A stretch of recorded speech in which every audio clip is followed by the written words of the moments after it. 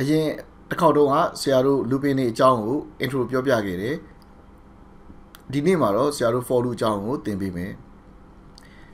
ဆရာတို့ looping တွေထဲမှာအချိန်ရည်အတွက်နဲ့အလုပ်လုပ်ရတဲ့ looping နဲ့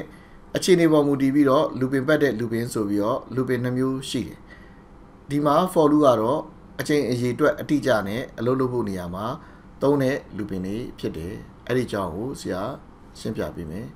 ကဲစလိုက်ကြအောင်အဲ့တော့ for loop ဟာဆရာတို့ looping တွေထဲမှာအလွယ်ဆုံး looping ဖြစ်တယ်ဘာဖြစ်လဲဆိုတော့သူ့ရဲ့ဒီ control statement တွေလို့ခေါ်တဲ့ဒီ statement တွေဒီစုစည်းစည်းနဲ့ရှိနေတဲ့အတွက်ကြောင့်ရှင်းလင်းမြင်တာတယ်သူ့မှာ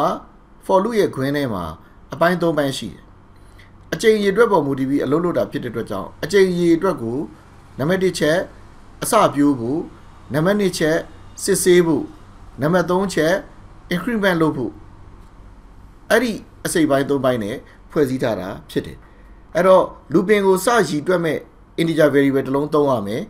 အဲ့ဒီ integer variable ကိုအပြင်မှာကြေညာတာလည်းဖြစ်ရင်ဖြစ်မယ်ခွင်းထဲမှာကြေညာပြီးတော့မှတခါတည်းဖန်တီးတာလည်းဖြစ်ရင်ဖြစ်မယ်အဲ့တော့ looping counter တွေကိုများသောအားဖြင့် integer တစ်လုံးနဲ့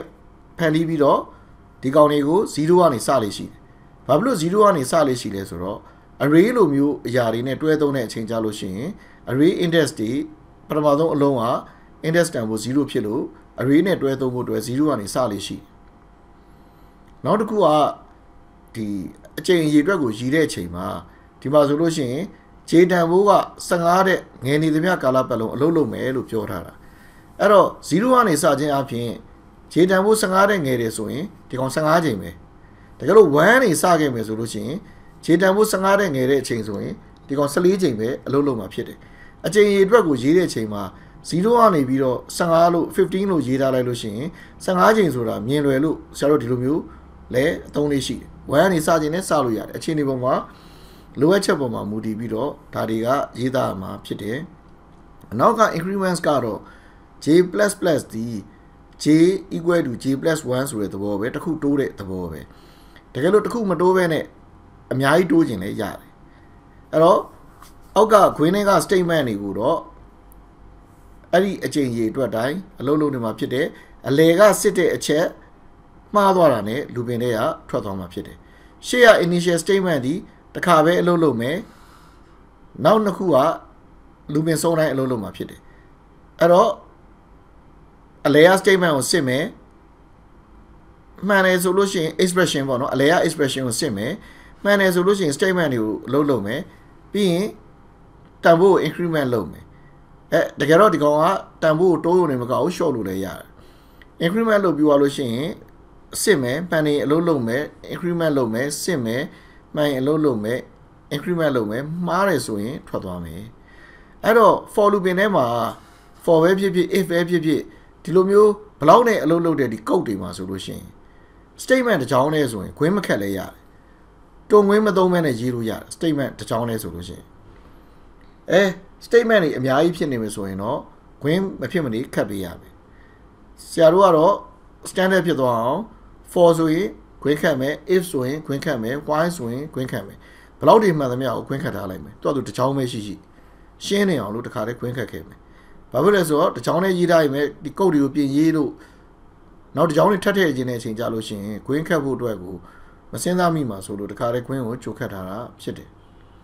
အဲ့တော့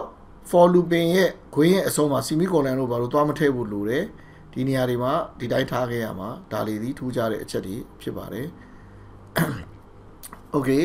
အဲ့ဆိုလို့ရှိရင်ဆရာတို့ for looping လေးတွေကိုတကယ်သုံးပြီးတော့ရေးပါဦးမယ်အဲ့တော့ပုံမှန်အားဖြင့်ဆရာတို့ဒီ blink program ပေါ့ simulator မှာ original ပါလာတဲ့ blink program ဒီ LED မီးလုံးကို infinity အထိဖွင့်လိုက်ပေးလိုက်ပြုလုပ်ထားတာဖြစ်ပါတယ်ဘာဖြစ်လဲဆိုတော့သူက loop ဆိုတဲ့ဆရာတို့ဒီသူ original ပါလာတဲ့ infinite looping ကြီးကိုသုံးထားလို့ဖြစ်ပါတယ်အဲ loop အကြောင်းကိုလည်းနောက်ပိုင်းဆရာရှင်းပြပါဦးမယ်လောဆယ်ဒီ LED blink လုပ်တဲ့ code ကိုဆရာတို့က setup ထဲမှာ paste လုပ်ကြည့်လိုက်ပါဘာဖြစ်လာမလဲအဲ့တော့ run ကြည့်လိုက်ရင်တစ်ချိန်ပဲအဖွင့်ပိတ်ပြုလုပ်ပြီးတော့ပြီးသွားမှာဖြစ်ပါတယ်ဘာလို့လဲဆိုတော့ loop ထဲမှာဘာမှမရေးထားလို့ဖြစ်ပါတယ်တစ်ချိန်ပဲလုပ်မှာပါအဲ့တော့ loop တွေကိုဆမ်းမယ်ဆိုရင်loop ထဲမှာမဆမ်းမဲနဲ့ဒီ setup ထဲမှာဆမ်းမှသဘောပေါက်မှာဖြစ်ပါတယ်အခုဆရာတို့က for looping သင်တာဖြစ်တဲ့အတွက်ကြောင့် LED blink လောက်တာလေးကို10ချိန်အလုပ်ခိုင်းကြည့်ရအောင်ဒါဆိုရင်ဆရာတို့ for ဆိုတဲ့ keywords ကိုသုံးမယ် looping counter looping ကိုရည်တွက်ဖို့ looping အချိန်ရည်တွက်ကိုမှတ်သားထားဖို့အတွက် integer variable တစ်လုံး declare လုပ်မယ်ထားပါတော့ဆရာတို့ i လို့ပဲထားလိုက်မယ်အဲ့တော့သူ့ကို0ကနေစပြီးတော့ရည်တွက်မယ်ဆရာတို့10ချိန်ဆိုတော့ဒီနေရာမှာ10ထည့်လိုက်မယ်အဲ့တော့0 1 2 3 4 5 6 7 8 9 0ကနေ9အထိအလုံးလုံးမှာဖြစ်တဲ့အတွက်ကြောင့်ကိုလိုချင်တဲ့10ချိန်ရမှာဖြစ်ပါတယ်ဒီမှာ i တန်ဖို့ကိုဆရာတို့တစ်ခုတိုးပေးလိုက်မယ်ဒီနည်းနဲ့ဆရာတို့ဒီ for looping တစ်ခုကိုဖန်တီးလိုက်တယ်10ချိန်အလုံးလုံးမဲ့ for looping ဘလို့ဘာတွေပဲဖြစ်နေ10ကသူပြီးအောင်အလုံးလုံးမှာဖြစ်ပါတယ်အခုဆရာတို့ LED ကို10ကသူထွန်းပြပါလိမ့်မယ်1 2 3 4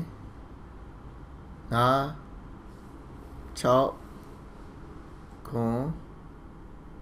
6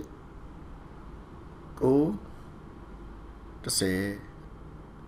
အဲ့တော့10ချိန်အလုပ်လုပ်ပြီးတော့ default looping ပြီးသွားမှာဖြစ်ပါတယ်အဲ့တော့အဲ့ဒါကဆရာတို့ဒီကောင်နည်းနည်းမြန်နည်းနည်းနှေးနေတယ်ပေါ့နော်နည်းနည်းမြန်ထားလိုက်ရင်ဆရာတို့အနေနဲ့စစ်တဲ့အခါမှာပို့ပြီးတော့လွယ်လိမ့်မယ်အဲ့တော့အဲ့ looping အချိန်ရေအတွက်ကိုဆရာတို့ကသိကျင်တယ်ဒီကောင်ဘယ်နှချိန် looping ပတ်နေရလဲမသိဘူးဆိုလို့ရှိရင် looping counter i လေးကိုဆရာတို့က print ထုတ်ကြည့်လို့ရပါတယ်အဲ့လို print ထုတ်ကြည့်ဖို့အတွက် serial တော့ begin ကြီးညာထားရမယ်9600ပဲသုံးပါမယ်အဲ့ဒီ looping ထဲမှာပဲဆရာတို့ ion print ထုတ်လိုက်မယ်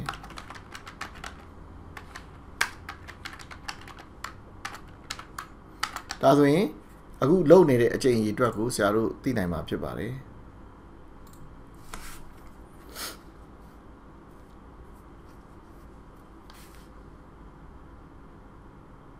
အဲ့တော့0ကနေ9အထိ10ချိန်အလုပ်လုပ်သွားတာကိုတွေ့ရမှာဖြစ်ပါတယ်ကဲတကယ်လို့1ကနေစရင်ရောဘယ်လိုဖြစ်မလဲတကယ်လို့1ကနေစမယ်ဆိုရင်9ချိန်ပဲအလုပ်လုပ်ပါလိမ့်မယ်ဒါဆိုရင်ဆရာတို့ကစဉ်းစားရတာနည်းနည်းဒီကဏ္ဍနဲ့နည်းနည်းလွဲသွားပါပြီဆရာတို့လိုချင်တဲ့တန်ဖိုးတက်ကိုတစ်ခုပို့ပေးမှ1ကနေစရဲဆိုရင်10ချိန်ရမှာဖြစ်ပါတယ်အဲ့တော့ဆရာတို့ကအဲ့လိုမလုပ်ချင်ဘာလို့လို့ရလဲဆိုတော့ဒီမှာ equal to ထည့်လိုက်လို့ရပါတယ်ဒါဆိုလို့ရှိရင်တော့1ကနေ10အထိအခုလောက်တာ1ကနေ9အထိ equal to ထည့်လိုက်ရင်1ကနေ10အထိအလုပ်လုပ်ပြီးတော့10ချိန်ပြည့်သွားမှာဖြစ်ပါတယ်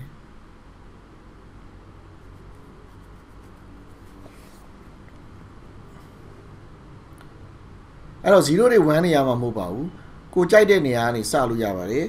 10ကနေစပြီးတော့100အထိဆိုလေဒီလိုသွားလို့ရပါတယ် increment ကလည်းဆရာတို့တစ်ခု increment လုပ်တာမဟုတ်ဘဲနဲ့5ခုဒီကြော်ပြီး increment လုပ်တယ်ဆိုလေရပါတယ်ဒီလိုမျိုးရေးလို့ရပါတယ်အဲ့ဒါဆိုရင် item ဘိုးတွေဘယ်လိုဖြစ်သွားလဲဆရာတို့ကြည့်ရအောင်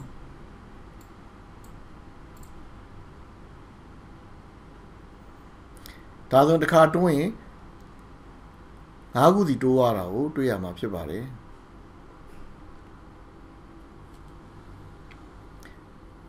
အဲ့တော့ဆရာတို့တွေအနေနဲ့တိုးတာကိုရေးလို့ရသလိုရော့တာကိုလည်းရေးလို့ရပါတယ်10ကနေစပြီးတော့ဆရာတို့0အထိရေးကြည့်အောင်အဲ့တော့0တဲ့ဆရာတို့ကကြီးသလားလို့စစ်ပါမယ်0တဲ့ကြီးနေသမျှကာလပတ်လုံးအလုပ်လုပ်ပါမယ်ဒါရှော့ခြင်းတဲ့အချိန်မှာသုံးတာဖြစ်ပါတယ်တစ်ခုစီရှော့ခြင်းရင်အဲ့ဒီလိုရေးလို့ရပါဒါဆို item ဘိုးတွေဘယ်လောက်ဖြစ်နေမလဲဆိုတာကိုကြည့်လိုက်ရအောင်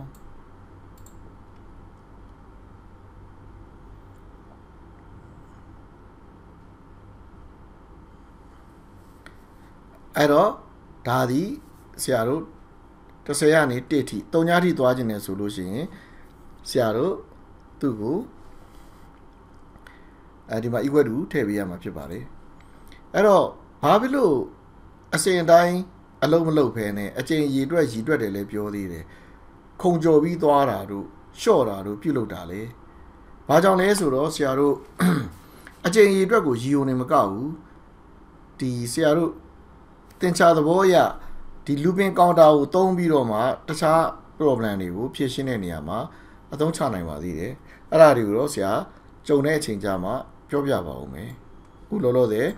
ဆရာတို့သင်္ချာပု္ပ္ပစာလေးတစ်ခုလောက်နမူနာပြခဲ့ပါမယ်စဉ်းစားကြည့်အောင်ဆရာတို့ y equal to 2x ဆိုတဲ့သင်္ချာပု္ပ္ပစာလေးတစ်ခုရှိရဆိုပါတော့အဲ့ y equal to 2x ဆိုတဲ့သင်္ချာပု္ပ္ပစာလေးတစ်ခုရှိရဆိုပါတော့အဲ့ဒီသင်္ချာပု္ပ္ပစာလေးကိုဆရာတို့ကနေပြီးတော့ဒီ y တန်ဖိုးတွေကိုဆရာတို့က print ထုတ်ခြင်းတယ်h တန်ဖိုးတွေကထားပါတော့ h တန်ဖိုးတွေက0ကနေပြီးတော့12ထိဆိုပါတော့0ကနေ12ထိဆိုရင်တကယ်တော့အလီစရာပါပဲအဲ့လိုမျိုးဆောင်ရွက်မယ်ဆိုရင်ဒါရှေ့မှာလဲ function ခန်းမှာတင်ထားခဲ့ပြီးသားဖြစ်ပါတယ်အဲ့တော့ဆရာတို့က h တန်ဖိုးကို0ကနေပြီးတော့12ထိထည့်ပေးလိုက်လို့ရှိရင် y တန်ဖိုးတွေဒီနှစ်အလီတန်ဖိုးတွေအဖြစ်ထွက်လာမှာဖြစ်ပါတယ်အဲ့တော့ရေးကြည့်အောင် function တင်ပြီးသားဆိုတော့ function နဲ့ရေးပါမယ် void function 2h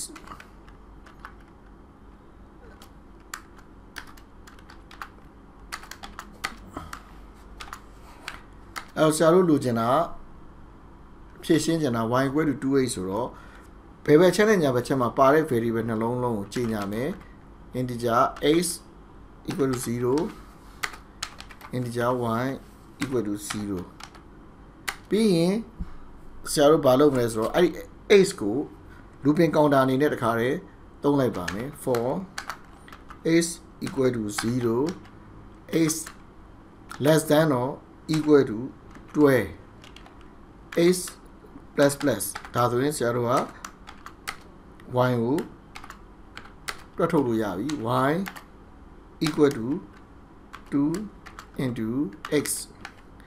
ဒါဆိုလို့ရှိရင် y တန်ဖိုးတွေထွက်လာမယ်အဲ့ y တန်ဖိုးတွေဆရာတို့ serial နဲ့ print ထုတ်မယ် print ln y ဒါဆိုရင်ဆရာတို့ဒီ void function လေးပြီးသွားပါပြီအဲ့ function လေးကိုဆရာတို့ခေါ်သုံးခြင်းတဲ့နေရာမှာ copy ကူးပြီးတော့ခေါ်သုံးပါမယ်အဲ့တော့ဒီမှာကျတော့ဆရာတို့ LED ထွန်းတဲ့ for looping လေးကိုဖြတ်လိုက်ပါတော့မယ်အခုတော့ဆရာတို့ဒီ function လေးကိုနှစ်လီထုတ်တဲ့ function လေးကို run ပါမယ်အခုဒီ run လိုက်လို့ရှိရင်နှစ်အလီထွက်လာတာကိုတွေ့ရမှာဖြစ်ပါတယ်အဲ့တော့ဆရာတို့ကအဲ့လိုမျိုးမလိုဘဲနဲ့နှစ်အလီကိုပြောင်းပြန်ဆိုခိုင်းနေဆိုပါတော့နှစ်အလီကိုပြောင်းပြန်လိုချင်တယ်ဆိုလို့ရှိရင်ဆရာတို့က program ကိုပြင်ရေးလို့ရပါတယ်12လီကနေစမယ်0ထိပြောင်းပြန်သွားမယ်တစ်ခုစီရှော့သွားမယ်ဒါဆိုလို့ရှိရင် h တန်ဖိုး12 11စသဖြင့်12လီကနေပြီးတော့0လီထိပြောင်းပြန်ပြန်ပြီးတော့တွက်ပြီးသားထွက်လာပါလိမ့်မယ်